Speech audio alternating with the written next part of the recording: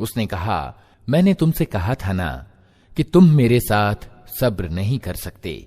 मूसा ने कहा, इसके बाद अगर मैं आपसे कुछ पूछूं तो आप मुझे साथ न रखें।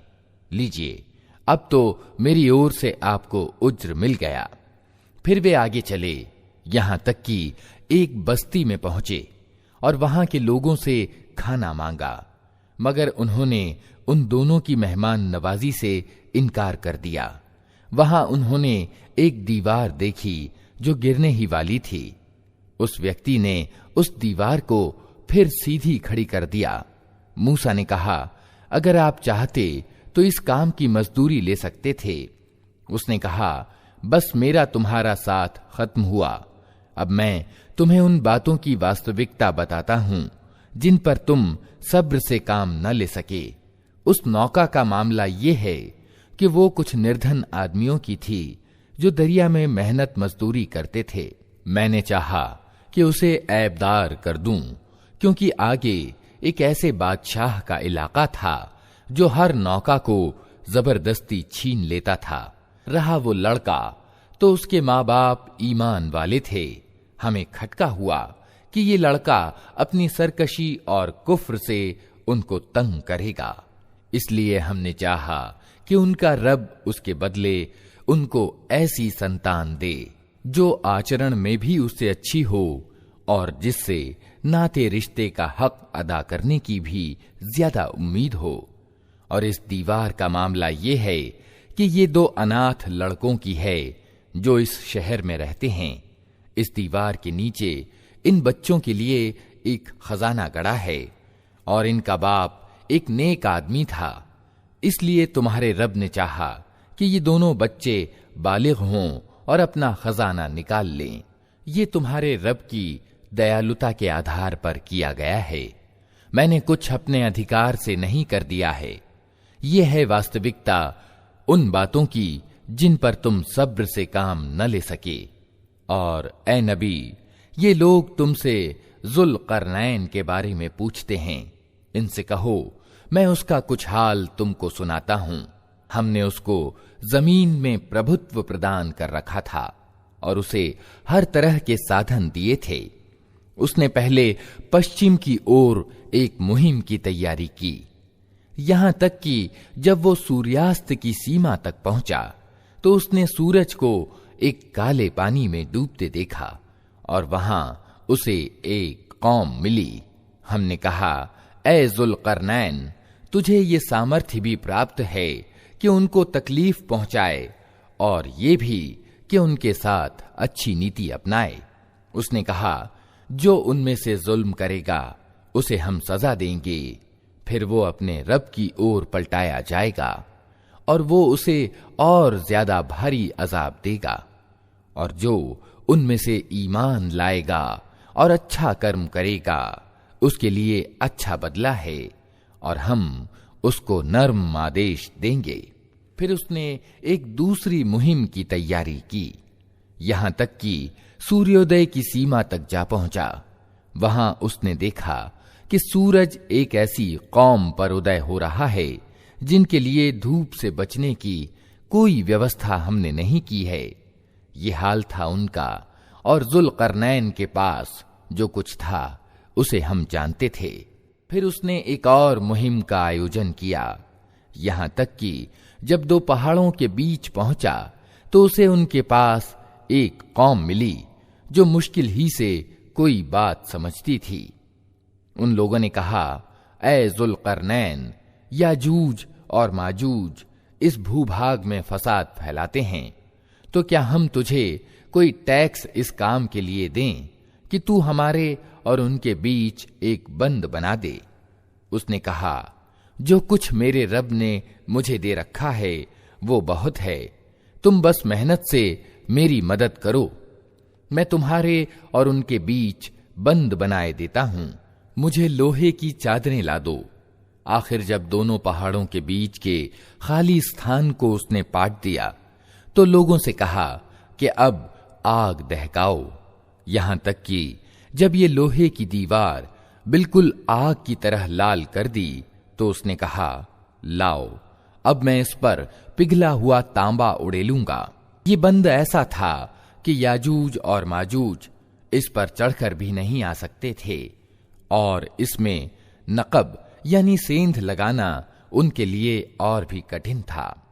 जुल्करनैन ने कहा, ये मेरे रब की दयालुता है, मगर जब मेरे रब के वादे का समय आएगा तो वो इसको उठाकर बराबर कर देगा, और मेरे रब का वादा सच्चा है। और उस दिन हम लोगों को छोड़ देंगे कि समुद्र की लहरों की तरह एक दूसरे से गुत्थम गुत्था हों, और नरसिंघा यानी सूर फूंका जाएगा, और हम सब इंसानों को एक साथ इकट्ठा करेंगे। और वो दिन होगा जब हम जहन्नम को इनकार करने वालों के सामने लाएंगे, उन इनकार करने वालों के सामने जो मेरी नसीहत की ओर से अंधे बने हुए थे और कुछ सुनने के लिए तैयार ही न थे। तो क्या ये लोग जिन्होंने इनकार किया है ये समझते हैं कि मुझे छोड़कर मेरे बंदों को अपना कार्य साधक बना लें?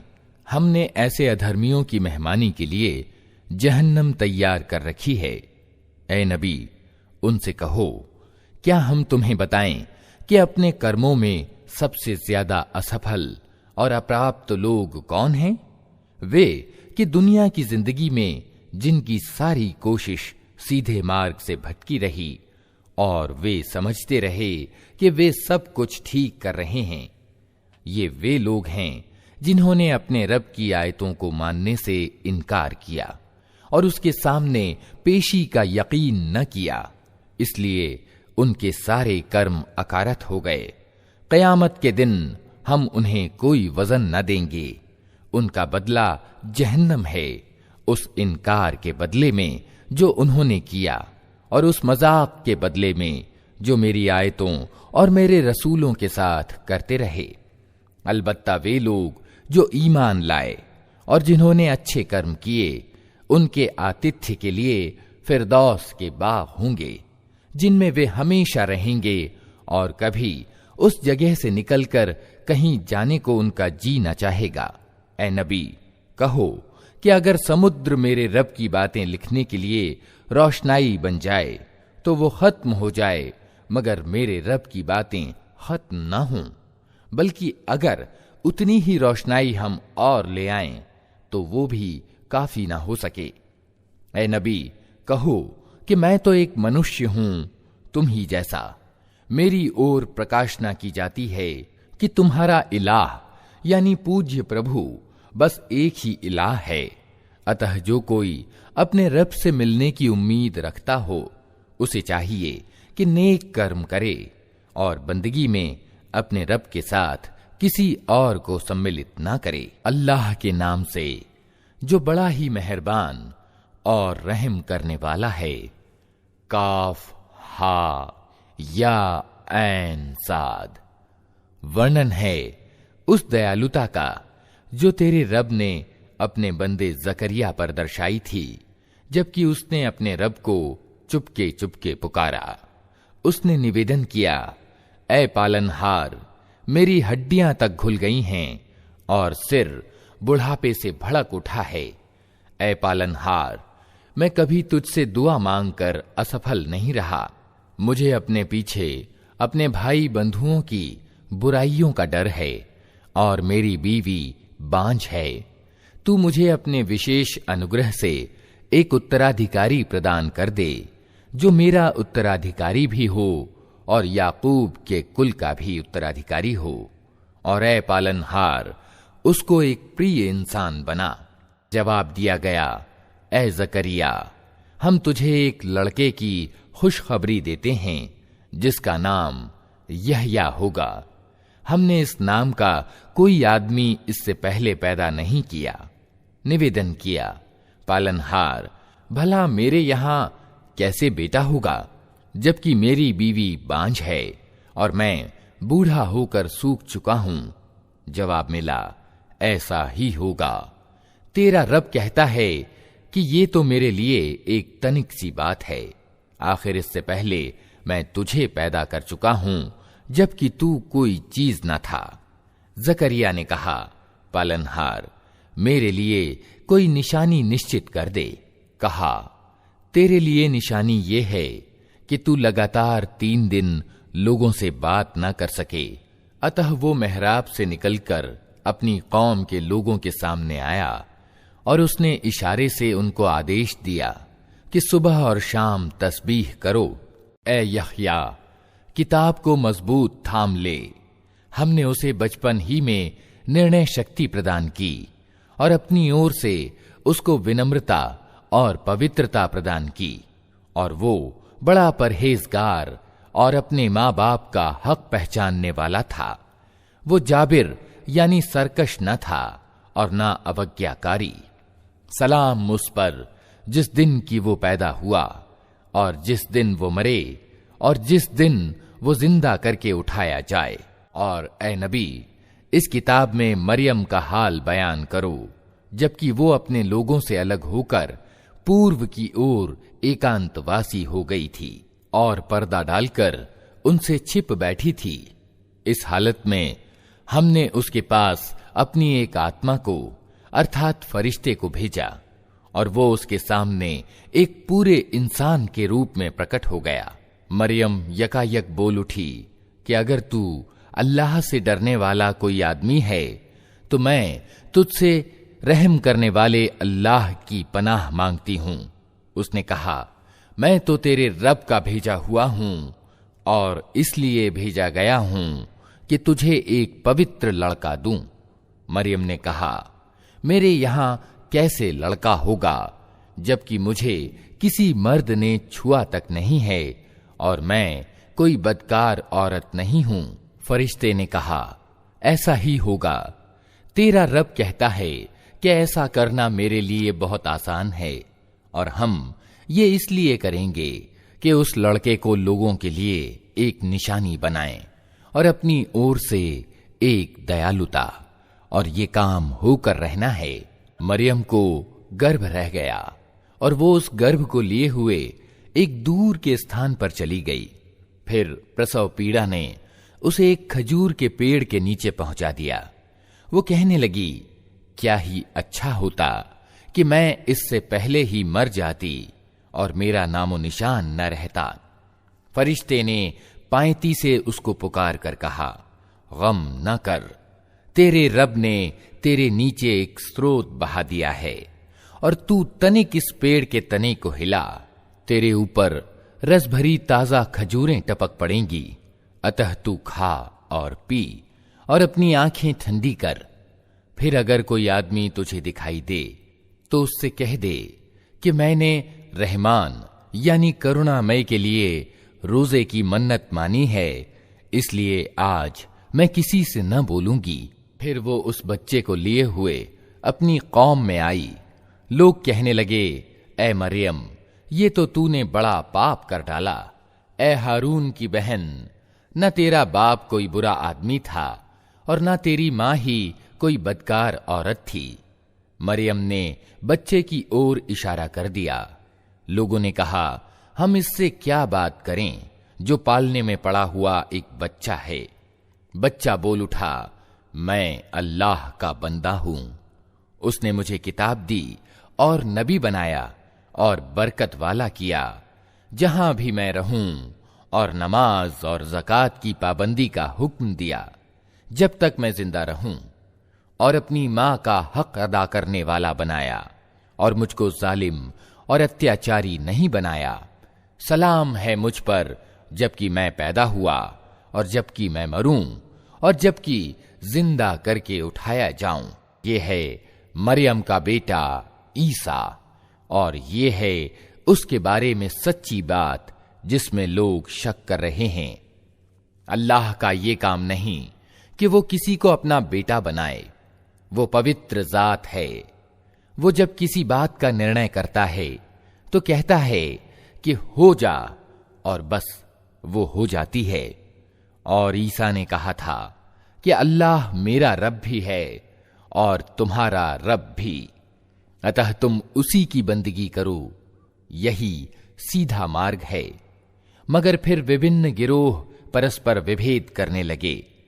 अतः जिन लोगों ने इनकार किया उनके लिए वो समय बड़ी तबाही का होगा, जबकि वे एक बड़ा दिन देखेंगे। जब वे हमारे सामने हाजिर होंगे, उस दिन तो उनके कान भी खूब सुन रहे होंगे और उनकी आंखें भी खूब देखती होंगी, मगर आज ये जालिम खुली गुमराही में पड़े हुए हैं।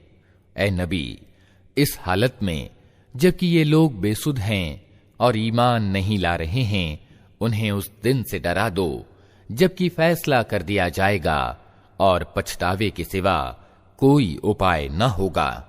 आखिरकार हम ही जमीन और उसकी सारी चीजों के वारिस होंगे और सब हमारी ही ओर पलटाए जाएंगे। और इस किताब में इब्राहीम का किस्सा बयान करो। बेशक वो एक सच्चा इंसान और एक नबी था। इन्हें तनिक उस अवसर की याद दिलाओ जबकि उसने अपने बाप से कहा कि अब्बा जान, आप क्यों उन चीजों की उपासना करते हैं जो न सुनती हैं, न देखती हैं और न आपका कोई काम बना सकती हैं। अब्बा जान, मेरे पास एक ऐसा ज्ञान आया है जो आपके पास नहीं आया। आप मेरे पीछे चलें, मैं आपको सीधा मार्ग बताऊंगा। अब्बा जान, आप शैतान की बंदगी न करें। शैतान तो रहमान अर्थात करुणामय का अवज्ञाकारी है। अब्बा जान, मुझे डर है कि कहीं आप रहमान यानी करुणामय के अजाब में ग्रस्त न हो जाएं और शैतान के साथी बनकर रहें। बाप ने कहा, इब्राहीम, क्या तू मेरे उपास्यों से फिर गया है? अगर तू बाज ना आया तो मैं तुझे संगसार यानी पत्थर से मारकर काम तमाम कर दूंगा। बस तू हमेशा के लिए मुझसे अलग हो जा। इब्राहीम ने कहा, सलाम है आपको। मैं अपने रब से दुआ करूंगा कि आपको माफ कर दे। मेरा रब मुझ पर बड़ा मेहरबान है। मैं आप लोगों को भी छोड़ता हूं और उन हस्तियों को भी जिन्हें आप लोग अल्लाह को छोड़कर पुकारा करते हैं। मैं तो अपने रब ही को पुकारूंगा। उम्मीद है कि मैं अपने रब को पुकार कर नामुराद न रहूंगा। तो जब वो उन लोगों से और अल्लाह के अतिरिक्त उनके अन्य उपास्यों से जुदा हो गया, तो हमने उसको इसहाक और याकूब जैसी औलाद दी और हर एक को नबी बनाया और उन पर अपनी दयालुता दर्शाई और उनको सच्ची ख्याति प्रदान की। और चर्चा करो इस किताब में मूसा की। वो एक चुना हुआ व्यक्ति था और रसूल नबी था। हमने उसको तूर की दाहिनी ओर से पुकारा और रहस्य की बातचीत से उसको सामीप्य प्रदान किया और अपनी दयालुता से उसके भाई हारून को नबी बनाकर उसे सहायक के रूप में दिया। और इस किताब में इस्माइल की चर्चा करो।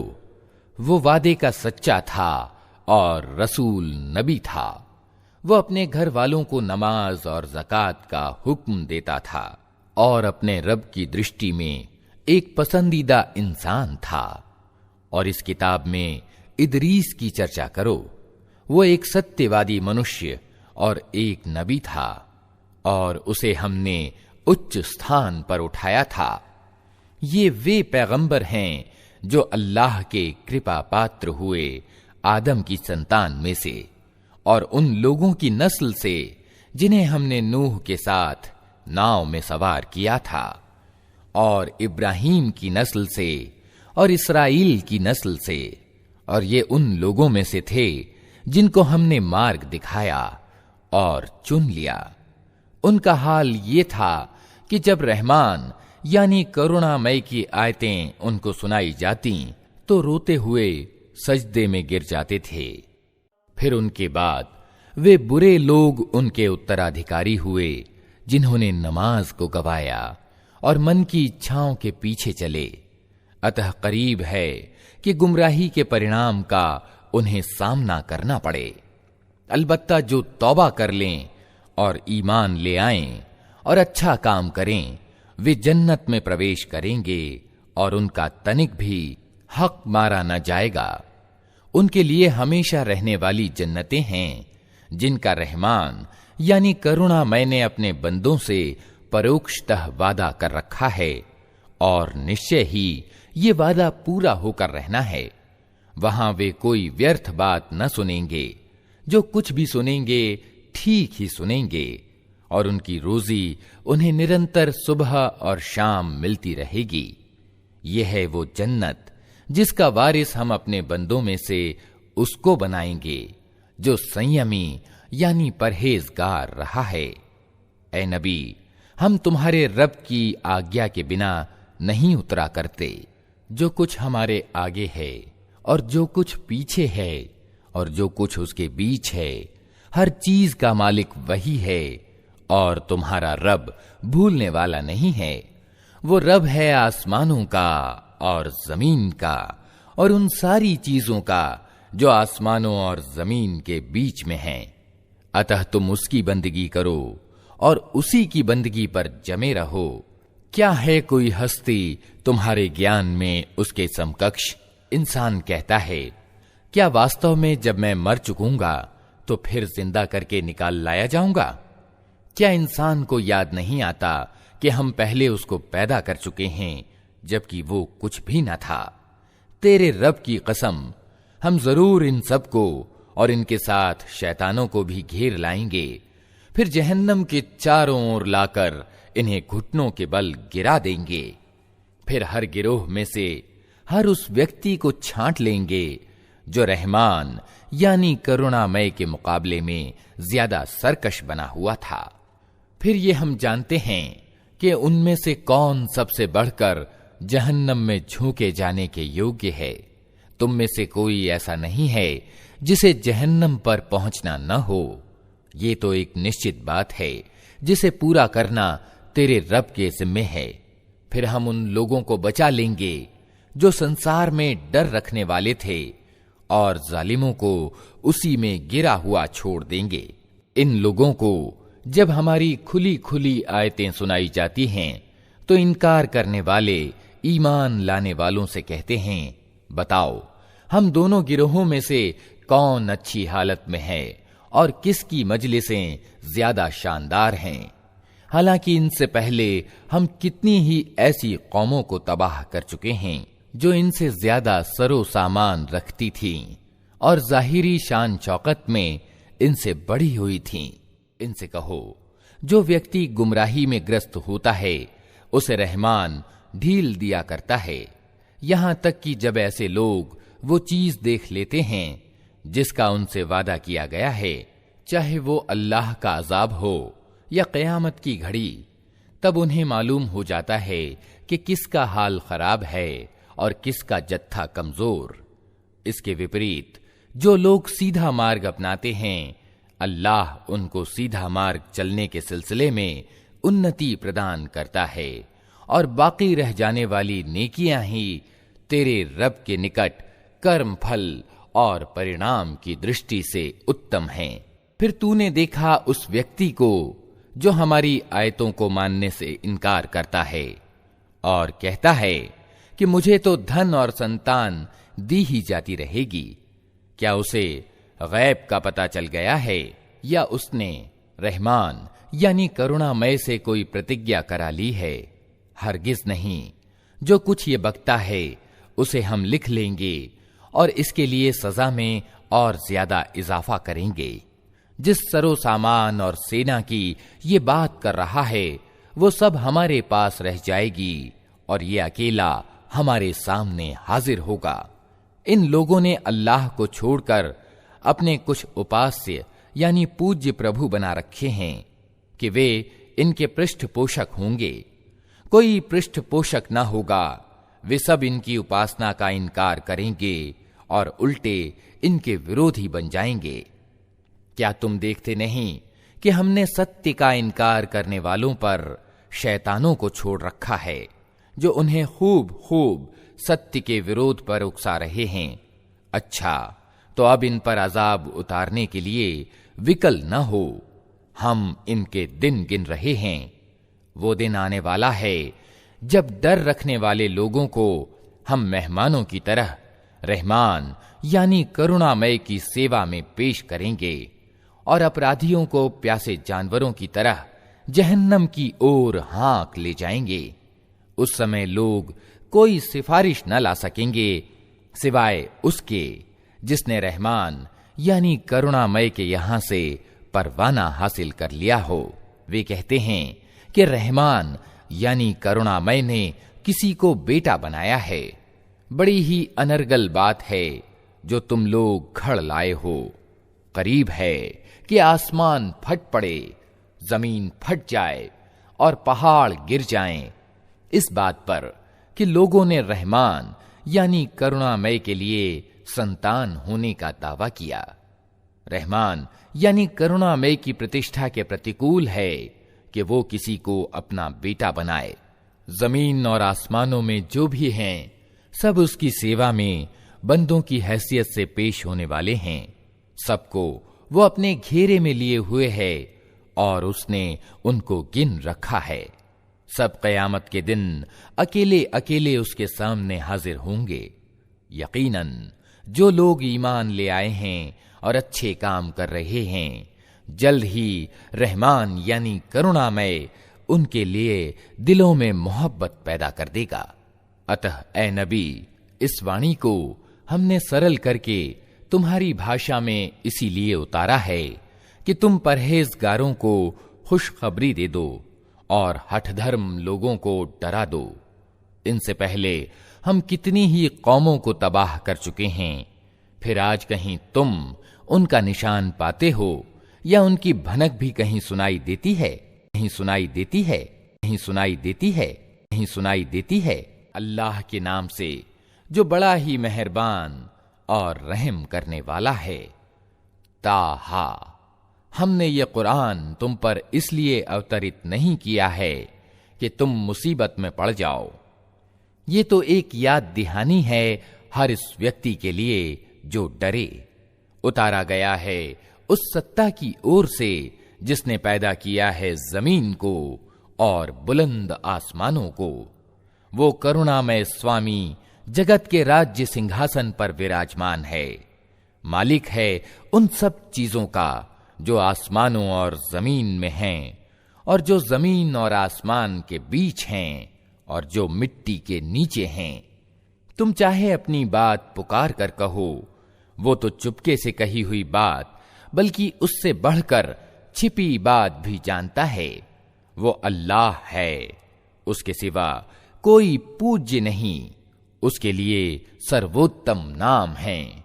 और तुम्हें कुछ मूसा की खबर भी पहुंची है, जबकि उसने एक आग देखी और अपने घर वालों से कहा कि तनिक ठहरो, मैंने एक आग देखी है, शायद कि तुम्हारे लिए एक आध अंगारा ले आऊं या उस आग पर मुझे मार्ग से संबंधित कोई रहनुमाई मिल जाए। वहां पहुंचा तो पुकारा गया, ऐ मूसा, मैं ही तेरा रब हूं, जूतियां उतार दे। तू पवित्र घाटी तूवा में है और मैंने तुझको चुन लिया है। सुन, जो कुछ प्रकाशना यानी वही की जाती है, मैं ही अल्लाह हूं, मेरे सिवा कोई पूज्य नहीं है। अतः तू मेरी बंदगी कर और मेरी याद के लिए नमाज कायम कर। क़यामत की घड़ी जरूर आने वाली है, मैं उसका समय छिपाए रखना चाहता हूं ताकि हर जीव अपने प्रयास के अनुसार बदला पाए। अतः कोई ऐसा व्यक्ति जो उस पर ईमान नहीं लाता और अपने मन की इच्छाओं का गुलाम बन गया है, तुझको उस घड़ी की चिंता से न रोक दे, नहीं तो तू तबाही में पड़ जाएगा।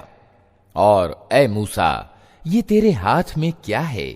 मूसा ने जवाब दिया, ये मेरी लाठी है, इस पर टेक लगाकर चलता हूं, इससे अपनी बकरियों के लिए पत्ते झाड़ता हूं, और भी बहुत से काम हैं जो इससे लेता हूं। कहा, फेंक दे इसको मूसा। उसने फेंक दिया और यकायक वो एक सांप थी जो दौड़ रहा था। कहा, पकड़ ले इसको और डर नहीं, हम इसे फिर वैसा ही कर देंगे जैसी ये थी। और जरा अपना हाथ अपनी बगल में दबा, चमकता हुआ निकलेगा बिना किसी तकलीफ के। ये दूसरी निशानी है, इसलिए कि हम तुझे अपनी बड़ी निशानियां दिखाने वाले हैं अब तू फिरौन के पास जा, वो सरकश हो गया है। मूसा ने निवेदन किया, पालनहार मेरा सीना खोल दे और मेरे काम को मेरे लिए आसान कर दे और मेरी जबान की गिरह सुलझा दे, ताकि लोग मेरी बात समझ सकें और मेरे लिए मेरे अपने कुटुंब से एक वजीर नियुक्त कर दे। हारून जो मेरा भाई है, उसके द्वारा मेरा हाथ मजबूत कर और उसको मेरे काम में शरीक कर दे, ताकि हम अच्छी तरह तेरी पवित्रता का वर्णन करें और अच्छी तरह तेरी चर्चा करें। तू हमेशा हमारी निगहबानी करता रहा है। कहा, दिया गया जो तूने मांगा ऐ मूसा। हमने फिर एक बार तुझ पर उपकार किया। याद कर वो समय जबकि हमने तेरी मां को इशारा किया, ऐसा इशारा जो प्रकाशना यानी वही के द्वारा ही किया जाता है कि इस बच्चे को संदूक में रख दे और संदूक को दरिया में छोड़ दे। दरिया उसे तट पर फेंक देगा और उसे मेरा दुश्मन और इस बच्चे का दुश्मन उठा लेगा। मैंने अपनी ओर से तुझ पर प्रेम डाल दिया और ऐसा प्रबंध किया कि तू मेरी देख रेख में पाला जाए। याद कर जबकि तेरी बहन चल रही थी, फिर जाकर कहती है, मैं तुम्हें उसका पता दूं जो इस बच्चे का पालन पोषण अच्छी तरह करे। इस तरह हमने तुझे फिर तेरी मां के पास पहुंचा दिया, ताकि उसकी आंख ठंडी रहे और वो गमगीन न हो। और ये भी याद कर कि तूने एक व्यक्ति को कत्ल कर दिया था। हमने तुझे उस फंदे से निकाला और तुझे विभिन्न आजमाइशों से गुजारा, और तू मदयन के लोगों में कई वर्ष ठहरा रहा। फिर अब ठीक अपने समय पर तू आ गया है ऐ मूसा। मैंने तुझको अपने काम का बना लिया है। जा तू और तेरा भाई मेरी निशानियों के साथ, और देखो तुम मेरी याद में कोताही न करना। जाओ तुम दोनों फिरौन के पास कि वो सरकश हो गया है, उससे नरमी के साथ बात करना, शायद कि वो नसीहत कबूल करे या डर जाए। दोनों ने निवेदन किया, पालनहार हमें अंदेशा है कि वो हम पर ज्यादती करेगा या पिल पड़ेगा। कहा, डरो मत, मैं तुम्हारे साथ हूं, सब कुछ सुन रहा हूं और देख रहा हूं। जाओ उसके पास और कहो कि हम तेरे रब के भेजे हुए हैं। बनी इस्राएल को हमारे साथ जाने के लिए छोड़ दे और उनको तकलीफ न दे। हम तेरे पास तेरे रब की निशानी लेकर आए हैं, और सलामती है उसके लिए जो सीधे मार्ग का अनुसरण करे। हमको प्रकाशना यानी वही से बताया गया है कि अजाब है उसके लिए जो झुठलाए और मुंह मोड़े। फिरौन ने कहा, अच्छा तो फिर तुम दोनों का रब कौन है ऐ मूसा? मूसा ने जवाब दिया, हमारा रब वो है जिसने हर चीज को उसकी आकृति प्रदान की, फिर उसको रास्ता बताया। फिरौन बोला, और पहले जो नस्लें गुजर चुकी हैं उनकी फिर क्या हालत थी? मूसा ने कहा, उसका ज्ञान मेरे रब के पास एक लेख में सुरक्षित है। मेरा रब न चूकता है न भूलता है। वही जिसने तुम्हारे लिए जमीन का बिछौना बिछाया और उसमें तुम्हारे चलने को रास्ते बनाए, और ऊपर से पानी बरसाया, फिर इसके द्वारा विभिन्न प्रकार की उपज निकाली। खाओ और अपने जानवरों को भी चराओ। यकीनन इसमें बहुत सी निशानियां हैं बुद्धि रखने वालों के लिए। इसी जमीन से हमने तुमको पैदा किया है, इसी में हम तुम्हें वापस ले जाएंगे और इसी से तुमको दोबारा निकालेंगे। हमने फिरौन को अपनी सभी निशानियां दिखाईं, मगर वो झुठलाए चला गया और न माना। कहने लगा, ऐ मूसा, क्या तू हमारे पास इसलिए आया है कि अपने जादू के बल से हमको हमारे देश से निकाल बाहर करे? अच्छा, हम भी तेरे मुकाबले में वैसा ही जादू लाते हैं। तय कर ले कब और कहां मुकाबला करना है। न हम इस प्रस्ताव से फिरेंगे, न तू फिरना, खुले मैदान में सामने आ जा। मूसा ने कहा, उत्सव का दिन तय हुआ और दिन चढ़े लोग इकट्ठे हों। फिरऔन ने पलटकर अपने सारे हथकंडे जुटाए और मुकाबले में आ गया। मूसा ने ठीक अवसर पर मुकाबिल गिरोह को संबोधित करके कहा, शामत के मारो, न झूठी तोहमतें बांधो अल्लाह पर, नहीं तो वो एक कठोर अजाब से तुम्हारा सत्यानाश कर देगा। झूठ जिसने भी खड़ा वो असफल हुआ। ये सुनकर उनके बीच मतभेद हो गया और वे चुपके चुपके आपस में मशवरा करने लगे। आखिरकार कुछ लोगों ने कहा कि ये दोनों तो सिर्फ जादूगर हैं। इनका उद्देश्य ये है कि अपने जादू के बल से तुमको तुम्हारी जमीन से बेदखल कर दें और तुम्हारी आदर्श जीवन प्रणाली का अंत कर दें। तो अपने सारे उपाय आज जुटा लो और एकजुट होकर मैदान में आओ। बस ये समझ लो कि आज जो प्रभावी रहा वही जीत गया। जादूगर बोले, मूसा, तुम फेंकते हो या पहले हम फेंकें? मूसा ने कहा, नहीं, तुम ही फेंको। अचानक उनकी रस्सियां और उनकी लाठियां उनके जादू के जोर से मूसा को दौड़ती हुई महसूस होने लगीं और मूसा अपने दिल में डर गया। हमने कहा, मत डर, तू ही प्रभावी रहेगा। फेंक जो कुछ तेरे हाथ में है, अभी इनकी सारी बनावटी चीजों को निगले जाता है। ये जो कुछ बनाकर लाए हैं ये तो जादूगर का फरेब है और जादूगर कभी सफल नहीं हो सकता, चाहे किसी शान से वो आए। अंत में यही हुआ कि सारे जादूगर सजदे में गिरा दिए गए और पुकार उठे, मान लिया हमने हारून और मूसा के रब को। फिरौन ने कहा, तुमने उसे मान लिया इससे पहले कि मैं तुम्हें इसकी इजाजत देता। मालूम हो गया कि ये तुम्हारा गुरु है जिसने तुम्हें जादूगरी सिखाई थी। अच्छा, अब मैं तुम्हारे हाथ पांव विपरीत दिशाओं से कटवाता हूं और खजूर के तनों पर तुमको सूली देता हूं। फिर तुम्हें पता चल जाएगा कि हम दोनों में से किसका अजाब ज्यादा कठोर और ज्यादा स्थायी है। अर्थात मैं तुम्हें ज्यादा सख्त सजा दे सकता हूं या मूसा। जादूगरों ने जवाब दिया, कसम है उस सत्ता की जिसने हमें पैदा किया है, यह हरगिज नहीं हो सकता कि हम प्रत्यक्ष निशानियां सामने आ जाने के बाद भी सत्य की अपेक्षा तुझे प्राथमिकता दें।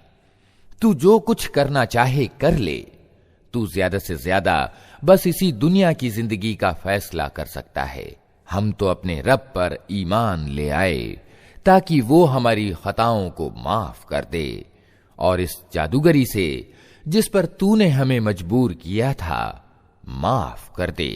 अल्लाह ही अच्छा है और वही बाकी रहने वाला है। वास्तविकता ये है कि जो अपराधी बनकर अपने रब के सामने हाजिर होगा उसके लिए जहन्नम है जिसमें ना वो जिएगा न मरेगा, और जो उसके सामने ईमान वाले यानी मोमिन के रूप में हाजिर होगा जिसने अच्छे काम किए होंगे, ऐसे सब लोगों के लिए ऊंचे दर्जे हैं। सदाबहार बाग हैं जिनके नीचे नहरें बह रही होंगी, उनमें वे हमेशा रहेंगे। ये बदला है उस व्यक्ति का जो पवित्रता अपनाए। हमने मूसा पर प्रकाशना यानी वही की कि अब रातों रात मेरे बंदे को लेकर चल पड़ और उनके लिए समुद्र में सूखी सड़क बना ले। तुझे किसी के पीछा करने का तनिक भय न हो और न समुद्र के बीच से गुजरते हुए डर लगे। पीछे से फिरौन अपनी सेना लेकर पहुंचा और फिर समुद्र उन पर छा गया जैसे कि छा जाने का हक था। फिरौन ने अपनी कौम वालों को पथभ्रष्ट ही किया था, कोई ठीक मार्ग नहीं दिखाया था। ऐ इस्राएल की संतान, हमने तुमको तुम्हारे दुश्मन से छुटकारा दिया और तूर की दाहिनी ओर तुम्हारी हाजिरी के लिए समय नियत किया और तुम पर मन और सलवा उतारा। खाओ हमारी दी हुई पाक रोजी और उसे खाकर सरकशी न करो, नहीं तो तुम पर मेरा गजब टूट पड़ेगा। और जिस पर मेरा गजब टूटा वो फिर गिर कर ही रहा।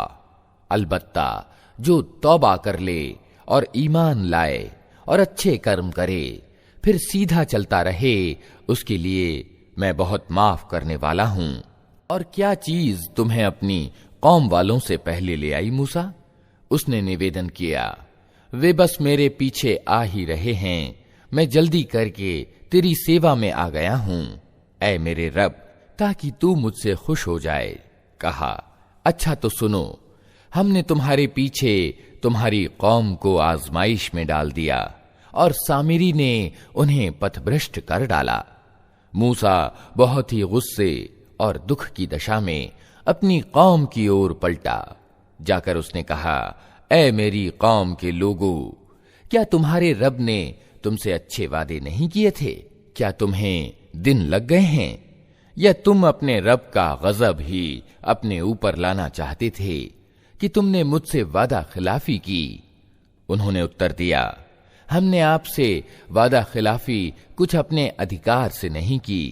मामला ये हुआ कि लोगों के जेवरों के बोझ से हम लद गए थे और हमने बस उनको फेंक दिया था। फिर इसी तरह सामिरी ने भी कुछ डाला और उनके लिए एक बछड़े की मूर्ति बनाकर निकाल लाया, जिसमें से बैल की सी आवाज निकलती थी। लोग पुकार उठे, यही है तुम्हारा पूज्य और मूसा का इष्ट पूज्य। मूसा इसे भूल गया। क्या वे देखते न थे कि न वो उनकी बात का जवाब देता है और न उनके लाभ और हानि का कुछ अधिकार रखता है? हारून मूसा के आने से पहले ही उनसे कह चुका था कि लोगों, तुम इसके कारण आजमाइश में पड़ गए हो। तुम्हारा रब तो रहमान है, अतः तुम मेरा अनुसरण करो और मेरी बात मानो। मगर उन्होंने उससे कह दिया कि हम तो इसी की उपासना करते रहेंगे जब तक कि मूसा हमारे पास वापस ना आ जाए। मूसा कौम के लोगों को डांटने के बाद हारून की ओर पलटा और बोला, हारून, तुमने जब देखा था कि ये गुमराह हो रहे हैं तो किस चीज ने तुम्हारा हाथ पकड़ा था कि मेरे तरीके पर अमल न करो? क्या तुमने मेरे आदेश की अवहेलना की? हारून ने जवाब दिया, ऐ मेरी मां के बेटे, मेरी दाढ़ी ना पकड़, न मेरे सिर के बाल खींच। मुझे इस बात का डर था कि तू आकर कहेगा कि तुमने बनी इस्राएल में फूट डाल दी और मेरी बात का लिहाज न किया। मूसा ने कहा, और सामिरी, तेरा क्या मामला है? उसने जवाब दिया, मैंने वो चीज देखी जो इन लोगों को दिखाई न दी, अतः मैंने रसूल के पदचिन्हों से एक मुट्ठी उठा ली और उसको डाल दिया। मेरे मन ने मुझे कुछ ऐसा ही सुझाया। मूसा ने कहा, अच्छा तो जा, अब जिंदगी भर तुझे यही पुकारते रहना है कि मुझे न छूना, और तेरे लिए जवाब तलबी का एक समय निश्चित है जो तुझसे हरगिज न टलेगा। और देख अपने इस पूज्य को जिस पर तू रिझा हुआ था, अब हम इसे जला डालेंगे और चूर्ण विचूर्ण करके दरिया में बहा देंगे। लोगों, तुम्हारा पूज्य तो बस एक अल्लाह ही है, जिसके सिवा और कोई पूज्य नहीं है। हर चीज पर उसका ज्ञान हावी है। ऐ नबी, इस तरह हम पिछले बीते हुए हालात के समाचार तुमको सुनाते हैं, और हमने विशेष रूप से अपने यहां से तुमको एक जिक्र यानी उपदेश का पाठ प्रदान किया है। जो कोई उससे मुंह मोड़ेगा वो क़यामत के दिन पाप का कठिन बोझ उठाएगा, और ऐसे सब लोग हमेशा के लिए उसके वबाल में गिरफ्तार रहेंगे, और क़यामत के दिन उनके लिए इस अपराध के दायित्व का बोझ बड़ा दुखद बोझ होगा। उस दिन जबकि सूर यानी नरसिंघा फूका जाएगा और हम अपराधियों को इस हाल में घेर लाएंगे कि उनकी आंखें डर के मारे पथराई हुई होंगी। आपस में चुपके चुपके कहेंगे कि दुनिया में मुश्किल ही से तुमने कोई 10 दिन गुजारे होंगे। हमें खूब मालूम है कि वे क्या बातें कर रहे होंगे। हम ये भी जानते हैं कि उस समय उनमें से जो ज्यादा से ज्यादा सावधानी से अनुमान करने वाला होगा वो कहेगा कि नहीं, तुम्हारी दुनिया बस एक दिन की जिंदगी थी। ये लोग तुमसे पूछते हैं कि आखिर उस दिन ये पहाड़ कहां चले जाएंगे। कहो कि मेरा रब इनको धूल बनाकर उड़ा देगा और जमीन को ऐसा समतल चटियल मैदान बना देगा कि उसमें तुम कोई बल या सलवट न देखोगे। उस दिन सब लोग पुकारने वाले की पुकार पर सीधे चले आएंगे, कोई तनिक अकड़ न दिखा सकेगा और आवाजें रहमान के आगे दब जाएंगी। एक सरसराहट के सिवा तुम कुछ न सुनोगे। उस दिन सिफारिश कारगर न होगी सिवाय इसके कि किसी को रहमान इसकी इजाजत दे और उसकी बात सुनना पसंद करे। वो लोगों का अगला पिछला सब हाल जानता है और दूसरों को उसका पूरा ज्ञान नहीं है। लोगों के सिर उस जीवंत और कायम रहने वाले के आगे झुक जाएंगे। असफल होगा जो उस समय किसी जुल्म का पाप भार उठाए हुए हो, और किसी जुल्म और हक मारे जाने का खतरा न होगा उस व्यक्ति को जो अच्छे कर्म करे और इसके साथ वो ईमान वाला भी हो। और ए नबी, इसी तरह हमने इसे अरबी कुरान बनाकर उतारा है और इसमें तरह तरह से चेतावनियां दी हैं कि शायद ये लोग गलत नीति अपनाने से बचें या इनमें कुछ होश के लक्षण इसके कारण पैदा हों। अतः उच्च है अल्लाह, वास्तविक सम्राट। और देखो, कुरान पढ़ने में जल्दी ना किया करो जब तक कि तुम्हारी ओर उसकी प्रकाशना यानी वही पूर्णता को प्राप्त ना हो, और दुआ करो कि ऐ पालनहार, मुझे और अधिक ज्ञान प्रदान कर। हमने इससे पहले आदम को एक आदेश दिया था, मगर वो भूल गया और हमने उसमें दृढ़ संकल्प न पाया। याद करो वो समय जबकि हमने फरिश्तों से कहा था कि आदम को सजदा करो। वे सब तो सजदा कर गए, मगर एक इब्लीस था कि इनकार कर बैठा। इस पर हमने आदम से कहा कि देखो, ये तुम्हारा और तुम्हारी बीवी का दुश्मन है। ऐसा न हो कि ये तुम्हें जन्नत से निकलवा दे और तुम मुसीबत में पड़ जाओ। यहां तो तुम्हें ये सुख सुविधाएं प्राप्त हैं कि न भूखे नंगे रहते हो, न प्यास और धूप तुम्हें सताती है। लेकिन शैतान ने उसको फुसलाया और कहने लगा, आदम, बताऊं तुम्हें वो पेड़ जिससे हमेशा की जिंदगी और अपतनशील राज्य प्राप्त होता है। आखिरकार दोनों पति पत्नी उस पेड़ का फल खा गए। नतीजा ये हुआ कि तुरंत ही उनके गुप्तांग एक दूसरे के आगे खुल गए और लगे दोनों अपने आप को जन्नत के पत्तों से ढांकने। आदम ने अपने रब की नाफरमानी की और सीधे रास्ते से भटक गया। फिर उसके रब ने उसे चुन लिया और उसकी तौबा कबूल कर ली और उसे मार्ग दिखाया और कहा, तुम दोनों फरीक अर्थात इंसान और शैतान यहां से उतर जाओ। तुम एक दूसरे के दुश्मन रहोगे। अब अगर मेरी ओर से तुम्हें कोई मार्गदर्शन पहुंचे तो जो कोई मेरे उस मार्गदर्शन का अनुपालन करेगा वो न भटकेगा न दुर्भाग्यग्रस्त होगा, और जो मेरे जिक्र यानी उपदेश पाठ से मुंह मोड़ेगा उसके लिए दुनिया में संकीर्ण जिंदगी होगी और कयामत के दिन हम उसे अंधा उठाएंगे। वो कहेगा, पालनहार, दुनिया में तो मैं आंखों वाला था, यहां मुझे अंधा क्यों उठाया? अल्लाह कहेगा, हां, इसी तरह तू हमारी आयतों को जबकि वे तेरे पास आई थीं तूने भुला दिया, उसी तरह आज तू भुलाया जा रहा है। इस तरह हम सीमा से आगे निकलने वाले और अपने रब की आयतों को न मानने वाले को दुनिया में बदला देते हैं, और आखिरत का अजाब तो ज्यादा कठोर और ज्यादा स्थायी है। फिर क्या इन लोगों को इतिहास की इस शिक्षा से कोई मार्ग न मिला कि इनसे पहले कितनी ही कौमों को हम तबाह कर चुके हैं, जिनकी बर्बाद बस्तियों में आज ये चलते फिरते हैं। वास्तव में इसमें बहुत सी निशानियां हैं उन लोगों के लिए जो ठीक समझ रखने वाले हैं। अगर तेरे रब की ओर से एक बात पहले निश्चित न कर दी गई होती और मोहलत की एक अवधि नियत न की जा चुकी होती तो जरूर इनका भी फैसला चुका दिया जाता। अतः ए नबी, जो बातें ये लोग बनाते हैं उन पर सब्र करो और अपने रब के गुणगान एवं प्रशंसा के साथ उसकी बड़ाई बयान करो। सूरज निकलने से पहले और सूरज डूबने से पहले और रात की घड़ियों में भी तस्बीह करो और दिन के किनारों पर भी, शायद कि तुम राजी हो जाओ। और निगाह उठाकर भी ना देखो दुनिया की जिंदगी की उस शान शौकत को जो हमने इनमें से विभिन्न तरह के लोगों को दे रखी है।